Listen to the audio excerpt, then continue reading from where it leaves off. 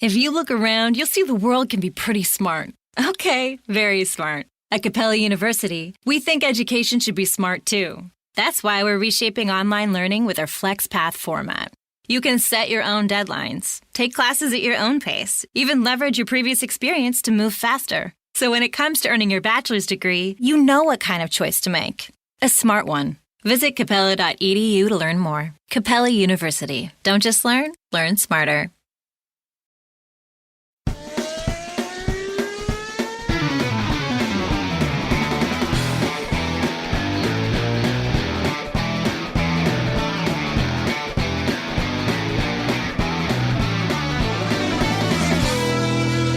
Hey guys, welcome to this episode of the Inside Line Formula One podcast. Hey guys, what's up? How's it going?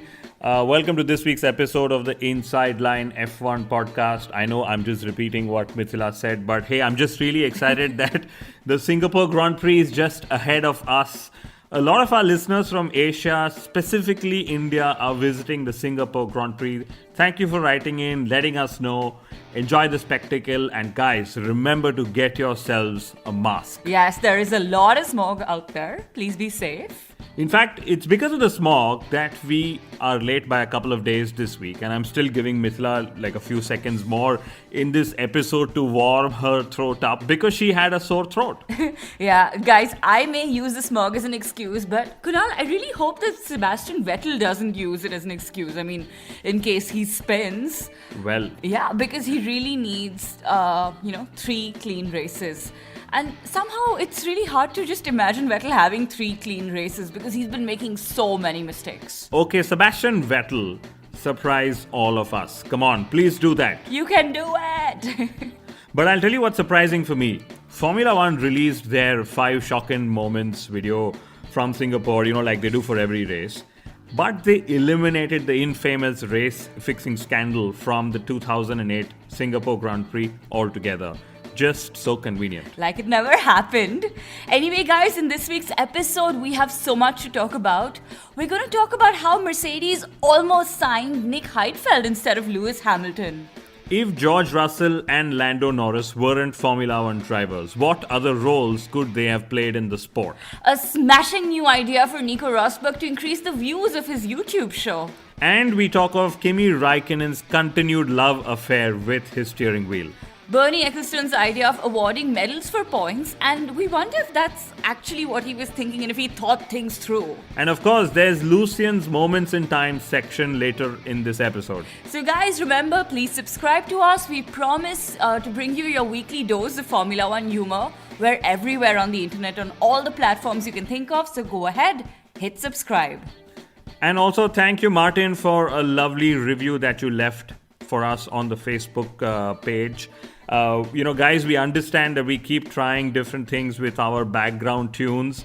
So I think we finally found a setup that pretty much everyone's comfortable with. But yes, back to being in Singapore. We're in Singapore, and I know that exceeding track limits isn't too much of a concern here, barring a few corners here or there. But there's talks of policing track limits electronically. Yeah, and I think that's a great solution. Also the least biased option. Because I think right now the manual solutions are very inconsistent and they keep raising questions about biases in the sport and whatnot. If you've been to a go-kart circuit, the ones where rental karts are available, there's a chance also that electronic policing of track limit happens there. Basically, if you go off the circuit or you go off into a runoff area, they just slow the cart down electronically. Of course, Formula One hasn't declared what their solution would be like, but it's definitely a step in the right direction, and I'm sure it's going to be very, very much more advanced than what we see at the rental karting circuits. Yeah, and if they're able to manage a solution for this, Kunal, I'm wondering if electronics can be used to actually control crashes. I'm wondering if speed limiters can be enabled if there's a crash or a recovery vehicle at some part of the circuit or something like that.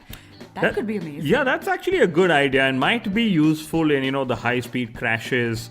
Most definitely, I think, now that, you're talking about it and I'm thinking it, if a car hits if a car hits more than a certain G-forces, suddenly everyone around just slows down or some sort of a trigger mechanism. And I think, sooner or later, it's going to be like in the electronic sensors we trust, much like in the FIA we trust. But the red flag loophole that came into light at Monza, especially during qualifying, still exists in Singapore. You mean the one where the red flag actually shows up on the circuit before it shows up for the teams? Yes. The reason why Valtteri Bottas' time in qualifying was deleted and later reinstated. So the FIA actually has some work to do to making sure that there is a sync in this system before this, syncing causes a controversy. Yep. For now, the FIA has confirmed that Singapore will have a third DRS zone, and they've confirmed a 60 kmph pit lane speed limit.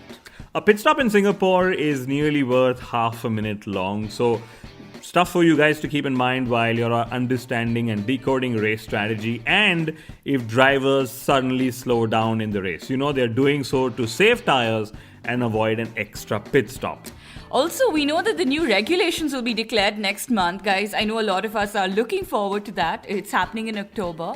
I'm told that Formula One will keep the DRS in the regulations for 2021, even though they might not necessarily use it. And I think that's what Kunal's putting his money or hopes on. Yeah, but when you say that, they're going to have the DRS on the car, but hoping not to use it, it's like not showing too much of confidence in what they're trying to put in place with the regulations. Well. I really hope that they know what they're doing. But the bigger confidence right now in Formula One is in knowing that there are several more circuits lining up to host Formula One races in the future. We know that Vietnam is being added to the calendar, or has already been added to the calendar next year. There is the Dutch Grand Prix coming up, and there's news that Imola and Mugello have shown interest in hosting Formula One races as well. Yeah, I think they just got overexcited by the crowds we saw in Monza. Well, I'm just glad that it's the old and classic Formula One circuits making a comeback and not something Tilke designed. But Sebastian Vettel still wants a 16-race calendar, and as does his friend actually, Bernie Ecclestone. And Ecclestone actually said that more races devalues Formula One. Well, the truth is that Formula One breached the 16-race mark under Bernie Ecclestone's watch. And I think it was back in 2003. That was probably the last season when we had a 16-race calendar. And I think Vettel wants lesser races, so he has lesser races he can lose in. And lesser races to spin in. Come on. What's with all the trolling? We gotta stop, guys. Yeah, sorry. I think I'm not the only one, because this is exactly the trend of trolling Vettel like crazy that I've been watching, observing in all these fan groups and chats. So, sorry, not sorry. Yes, but even, like I said, in Sebastian Vettel we trust. He is going to make a turnaround sooner or later. By the way, here's an interesting statistic. So, Vettel's pole positions in Singapore have come in the odd years, basically 2015, then 17. But I really doubt that Ferrari will score a pole position in Singapore in 2019. And when I say Ferrari, I mean Sebastian Vettel and Charles Leclerc, both of them. What happened to your in Vettel we trust? Yeah, but I just think that, Ferrari is not suited to the high downforce configuration required in Singapore. That's how it is. But here's something I picked up, which I found very interesting from Mattia Binotto's interview. So Binotto was asked about a potential Verstappen-Leclerc pairing in the future. And Binotto said that, he's always preferred Ferrari's number one driver approach, like they had in the days of Michael Schumacher. Yeah, when Barrichello and Massa were his wingmen, not number two drivers, wingmen. Yes, far more respectful. In fact, Binotto actually made a reference to that, because he said he grew through Ferrari through those years of seeing Barrichello and Massa support Schumacher as the number one driver. So anyway, he said that Ferrari's future is with Leclerc as the number one driver, and hiring Verstappen would sort of disturb the equilibrium in the team, all of which makes complete sense. But here's the funny part. So Binotto didn't say it in as many words, but my inference here was that Vettel could be reduced to being the next Barrichello or Felipe Massa in Ferrari. Dude, you remind me of Nico Rosberg. Well, I'm just saying what I understood of Binotto's interviews, but I came across a video of Nico Rosberg performing a juggling act back in his days as a Mercedes driver, and I thought that we should remind him via this episode that he should and he could juggle in his next YouTube video, because I am told that such juggling acts, generate a lot of viewership. That's what he is always gunning My for. God. I think I'm just going to leave that and come back to talking about Ferrari. Binodо cited Formula E as a threat to Formula One. And Kunal, it's so strange because in all of this, Ferrari is still to agree to participate in Formula E. Yes, it is actually strange to see them not have joined Formula E yet. But like I have joked before, maybe they're scared of receiving equal treatment as the other teams, which is what they're not used to. Or they are just waiting for Formula E to turn up and say, here's a historic bonus for not having participated in the first 5 seasons or something to that effect. By the way, Mercedes launched their Formula E car last week. And guess who's going to drive it? We have Stoffel Vandoorne and Nick De Vries as their drivers. I think Nick De Vries not being in Formula One is one of the biggest mysteries that nobody can solve in the near future. I hope he's sort of able to make a reverse progression like Alexander Albon did. Yeah, and since we're talking about Formula E, and Kunal, I know I should wait for the What Wolf Said This Week section, but what the hell? Toto Wolff said that Lewis Hamilton could consider a switch to Formula E in the future. Well, he said that. Yes, so that would be absolutely amazing because I'm sure there is going to be the first driver who's a Formula One and a Formula E champion, and who better than Lewis Hamilton to actually try and do that. But I have actually some more weird talk that I heard about Lewis Hamilton. So I came across this a few days ago that Mercedes actually considered Nick Heidfeld before they finally signed up Lewis Hamilton back in 2013. Now, can you imagine Nick Heidfeld of all the people? No, I can't imagine. And it gets even stranger. So apparently, back then, Heidfeld sent Nick Fry. Nick Fry was the Mercedes chief at that time. He sent him videos of his kids and dog to try and lure him into giving him the racing seat. And I tell you why. This is probably why Heidfeld missed out, because he did not make a PowerPoint presentation. And just so that you guys get the reference, that's what George Russell did to get his seat at Williams, if you all remember, at the end of last year. But also to sort of keep in mind and give a context of who Nick Heidfeld is. Nick Heidfeld is probably today's Nico Hülkenberg, a driver with a lot of experience, a lot of talent, but no podiums. And that's probably the best way for listeners who have probably just tuned in or started to tune into Formula One.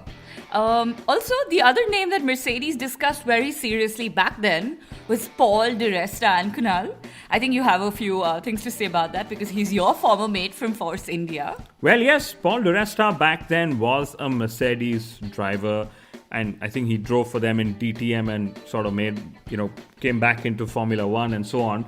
But there's something about these young drivers, because George Russell's presentation skills could mean that his backup career plan could be, in the business of Formula One. I mean, I hear that Sean Broches could be moving on from his commercial role. So maybe there's some sort of backup for Russell if Mercedes still stick to Valtteri Bottas come 2024 or whatever. Yeah, and since we're talking about backup careers, I saw his Grill the Grid video with Kubica. And George Russell knew just so much about the history of the sport. So I think he could find a role in broadcast. And he's most definitely welcome on our podcast. So yes. Yes, a lot of former drivers, former world champions becoming TV pundits as we already know them. And by the way, Lando Norris, he could be Formula One's official meme generator. He is hilarious. I wonder if they're going to have a milk bottle for Lando Norris when he gets his first podium in Formula One. It is so possible. The milkman of Formula One. But back to Lewis Hamilton. He actually said that he feared losing his Mercedes seat several times in his career. Now, honestly, I think Hamilton's being, absolutely modest and, not taking his place for granted and all of that. But the truth is that I still don't remember a single career-threatening move that Lewis Hamilton has made in the time that we've all followed him, especially when you compare him to another great driver like Sebastian Vettel. And by the way, congratulations to Mercedes. They've already collected the first award of 2019. I think it was some hospitality award that their crew won. Kunal, let's say the first of many, many, many to come this season. Absolutely. Mercedes, I didn't even know that there was somebody keeping a world hospitality team championships or something which Mercedes topped and won right before the summer break or just after. But the award for the worst topping goes to Sergio Perez, though. The worst pizza topping. Yes, the worst pizza topping, yes. Yeah, I still can't believe that Perez's pizza is worthy of being discussed. Still. But listen, if you're going to have that pizza, you are risking being remembered for all the wrong reasons, Sergio. But we must thank our listener, Richard. He reminded us via a message on our Facebook page that we didn't discuss much of Perez's defense against the mighty Max Verstappen in Monza. I think Perez kept Verstappen at bay for over 10 or 12 laps in the race, and that's how he got points as well. Yeah, and also in Monza, Daniel Ricciardo, he screamed pizza, pizza, pizza on the radio after their performance. And that was absolutely hilarious. And I don't think the French understood pizza, pizza, pizza. They were probably like, what what is he saying? fries. No, but, and I was wondering if Red Bull was actually ruining, a missed marketing opportunity. Because despite winning so many races with Red Bull Racing, Ricciardo never screamed Red Bull, Red Bull, Red Bull on the radio. And he could have. And in the shoeies, he actually poured a champagne. So many lost opportunities. Sorry, Red Bull. But this reminds me about Daniel Ricciardo's commercials because they are out in the open. His contract is out in the open given the legal dispute that is ongoing with his lawyer. It turns out that Renault's paying him $55 million for this year, 2019 and next. And the news also is that he gets to keep the car he wins their first race with. Now that's a bit of a long shot. What do you mean? Asking for the car or Renault Ricciardo scoring the win? Which one of the two? You guess. The other long shot for Renault, in my view, is Cyril's recent statement that an academy driver of theirs will graduate to Formula One in 2021. That sounds very strange for both Ocon and Ricciardo, I'd say. Yeah, I mean, I don't know if Renault is just saying that because, Charles Leclerc has come up as a Ferrari driver academy and Max has come up through the Red Bull program and Esteban is now there through the Mercedes program. Peer so pressure. It's some peer pressure that they're like, oh, we need an academy driver up there as well. And it could also mean if Renault's probably prepared to see Ricciardo leave in 2021. I mean, I don't know if Ricciardo has an option signed elsewhere to replace some other driver in one of the other top teams. Or it could be Ocon, who knows? Yes, because in the case of Ocon, he is a Renault driver whose career is being managed by Mercedes. I still can't get over that. I mean, it's pretty twisted. But let's see if an academy driver from Renault is going to be ready for Formula One at all, because that in itself is another story altogether. Yeah, by the way, a former Renault driver, Jolyon Palmer, remember him? Yes. He was holidaying in India last week. I must tell you, it's a Singapore Grand Prix, a street circuit, and his meme of, where he says you have to always be alert on a street circuit will be circulated on social media time and again. Good for him. But when you said Jolyon Palmer holidaying in India, it reminds me of a joke that I remember, I think I tweeted about, that a back marker holidayed in the backwaters of Kerala. I'm sorry, Jolyon, but I had to say that. Yeah, Palmer with the palm trees. Okay, that's it's getting very bad. Anyway, closing notes before we hand it over to Lucian. Fernando Alonso claims that he won't return to Formula One in 2020. Kunal, I think he's waiting for McLaren to announce a senior driver program. Or he's hoping that Sebastian Vettel gets a race ban. Alonso back in Ferrari just for one race, partnering with Leclerc, taking on Lewis Hamilton. That would be some really exciting stuff for Formula One, for Ferrari, and for Fernando Alonso. Yeah, that would be amazing. The USA Grand Prix has had a record number of ticket sales. And I think it's just what the Netflix show I expected would do. Just inject so many new fans into our sport. And hordes of new listeners for our show. Thank you so much to Hello, guys. all you new guys out there. But the USA Grand Prix is the new target for Red Bull Racing. Helmut Marko has said that they will evaluate their 2020 driver options after that race. In all, this just means that Alexander Albon has less than 9 races to prove himself. I think that Danny Kivat would be the biggest beneficiary in all of this. Kunal is the one driver that they have with maximum experience. And at the moment, the maximum confidence. Because, it's like Kivat has taken it upon himself to prove how good a job he's doing and how okay a job Albon is actually doing. Because I remember after Spa and Monza, Kivat has been very specific in how Alexander Albon hasn't impressed. And this is when the media has gone overboard, saying how he has impressed. And in Monza, Kivat was actually ahead of both the Red Bull Racing cars before an oil leak led to his retirement. Okay, great. So I'm really curious to see what Kivat has to say about Albon after Singapore. By the way, Singapore is the closest home race for Albon. That's what he said, because he's half Thai, like we remember him to be. Cute. So I think it's his quarter home race, I guess, by that metric. Anyway, at the moment, Franz Tost thinks that Albon is gone and off to Red Bull Racing. I'm only going to believe it when we hear a certain Helmut Marko say it in as many words. Right, so moving on.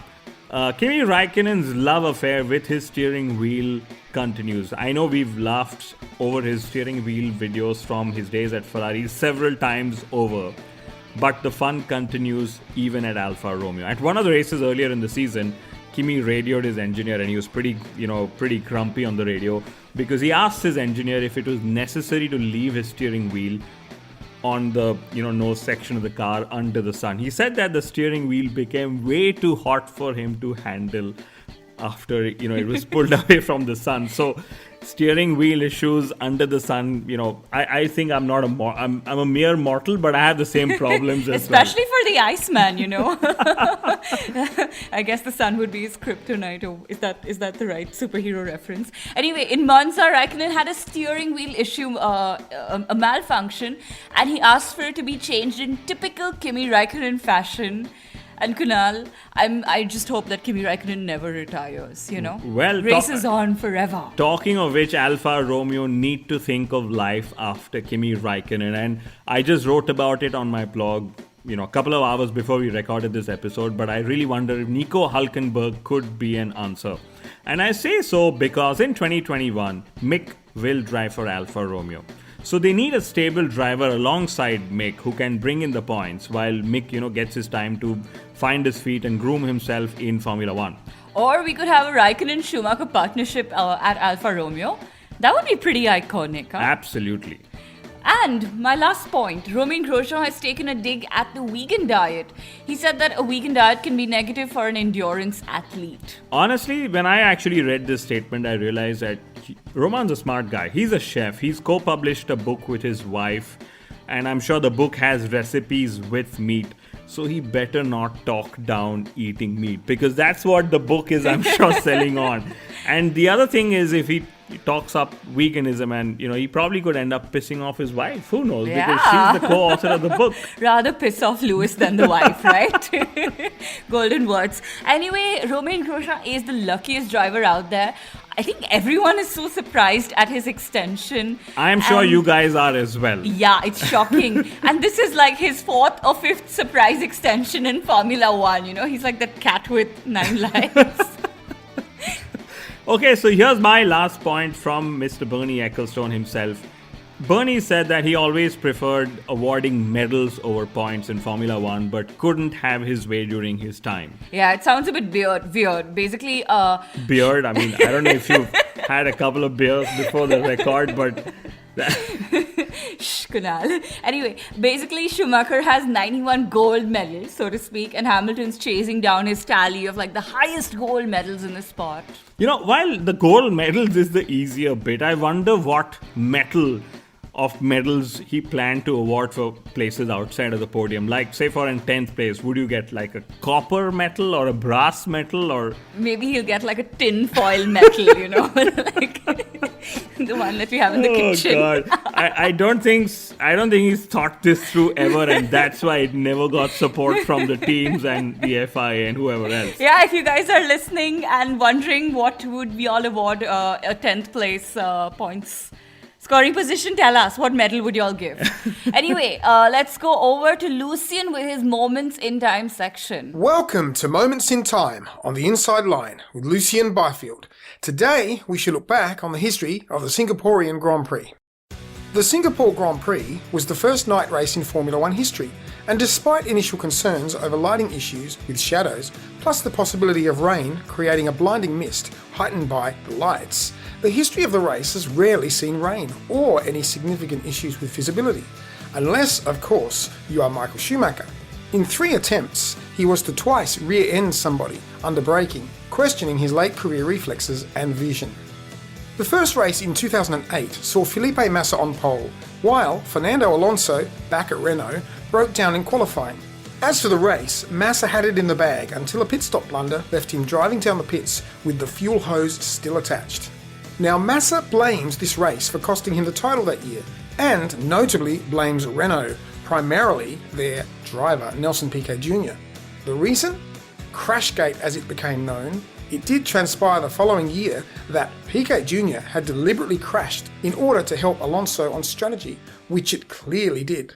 In 2010 we saw Heikki Kovalainen grab a fire extinguisher to tend to his on-fire bonfire of a Lotus. In 2012, Pastor Maldonado was second on the grid. In 2014, with radio communications banned, Nico Rosberg, on pole with a real shot at the title, was to have issues from the warm-up lap. Unable to get pit assistance, his car issues put him out of contention right from the start, thus gifting the win to Hamilton. In 2013, we saw Fernando Alonso pick up Mark Webber at the end of the race, when Mark's Red Bull had broken down. In 2015, we saw a spectator walk on the track, bringing out a safety car, and in 2010, Mark Webber took a fantastic third place after an altercation with Hamilton, resulting in Lewis retiring and Webber extending his title lead at the time. Now, if you want a visual spectacle, look no further than 2017. We saw a clanger of a start, with Sebastian Vettel swerving left from pole, taking himself out along with many others, including his teammate, gifting an easy race win to Hamilton. Again! Possibly the best on-track action was seen in 2016, when Max Verstappen radioed in that a giant lizard was on the track. Now look that one up, it is huge! The Godzilla comment is fantastic. The prolific winners have been Vettel, Hamilton and Alonso, but a strange and consistent comment from the Mercedes team regarding this track is that they are not suited to it, that it is a bogey track, and each year they struggle. Yeah, right. 4 of the last 5 races have been won by Mercedes. If that is struggling, I wonder what doing well looks like. Well, that's it for Moments in Time on the Inside Line with Lucian Byfield. Catch you next time. Thank you, Lucian. As always, it's so good to sort of relive all these moments that have happened at the very circuit where, we're all going to go racing at in the next couple of days. My best memory of Singapore has to be the city in itself, because while I was at Force India, I think I attended 5 races in a row, and those were probably the best times. The fun part was that, I actually lived in 3 time zones because we had offices in India, so it was like in the Indian time zone. The factory, as you guys all know, is in Silverstone, so it was on the British or the European time zone.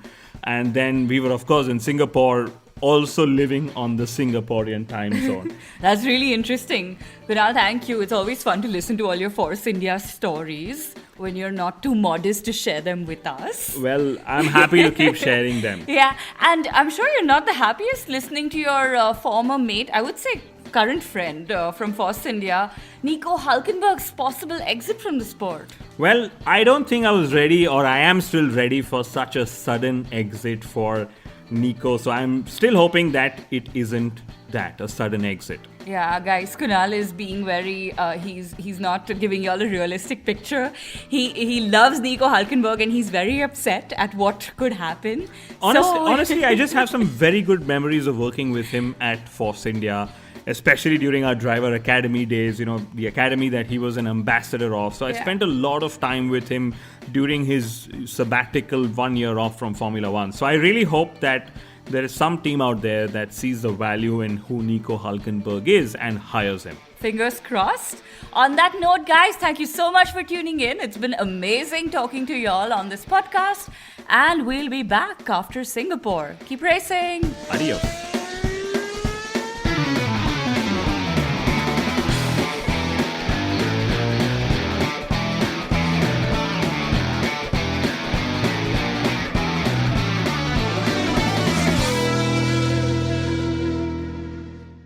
Progressive presents an interview with your upstairs neighbor. Hi, I'm Tia. The upstairs-downstairs neighbor dynamic is so special. We have our own language. Like when I scream at my mom on the phone, the people downstairs bang on the ceiling to show their support. The nighttime's the best time to rearrange furniture. I call it midnight feng shui. And if I sleep through my alarm in the morning, they bang on my door to wake me. So thoughtful. Progressive can't save you from your upstairs neighbor, but we can save you money when you bundle renters and auto insurance with us. Progressive Casualty Insurance Company affiliates and other insurers. Bundle discount not available in all states or situations.